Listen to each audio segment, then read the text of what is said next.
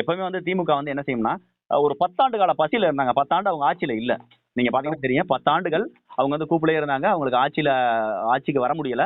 அந்த 10 ஆண்டுகள் அதுவும் கூட அம்மையார் ஜெயலலிதா இறந்த பிறகு அவங்களால வந்து தட்டு தடுமாறி அடுத்த தேர்தலில் பல வகையான கூட்டணிகள் பணம் இது போத்துக்கு பிரசாந்த் கிஷோர் இந்த மாதிரியான ஆட்களை வச்சு வந்தாங்க. இது ஒரு பக்கம் இருந்தாலும் கூட இந்த 10 ஆண்டு கால பசியில எதெல்லாம் கிடைக்குதோ அதெல்லாம் மூலமாக வியாபாரமா மாற்றி விட்டார்கள். அதாவது திமுக ஆட்சியில் இல்லாத போது தமிழ்நாட்டுல திமுக ஆட்சியில் இல்ல. ஆனா திமுக அதாவது தமிழ்நாட்டுல சில தவறுகள் நடக்குது அப்படின்னா ஆட்சியில இல்லாத திமுகவுக்கு தமிழ்நாட்டில் நடக்கக்கூடிய எல்லா வகையான தவறுகளையும் ஒரு பங்கு இருக்கும். கண்டிப்பா. ஒருவேளை திமுக ஆட்சியிலேயே இருந்தால் ஆளுங்கட்சி திமுக இருந்தா தமிழ்நாட்டில் நடக்கக்கூடிய எல்லா வகையான சட்டவிரோத செயல்களும் திமுகவால் மட்டுமே இருக்கும். 100% திமுக மட்டும்தான் இருக்கும். ஆட்சியில இல்லாட்டி ஏதாவது தவறுகள் நடந்தால், பிழைகள் நடந்தால், அல்லது ஊழல் நடந்தால், கொள்ளை அடிச்சுக்கிற நடந்தால் அதுல திமுகவினோட பங்கு கண்டிப்பா ஒண்ணுனாச்சும் இருக்கும்.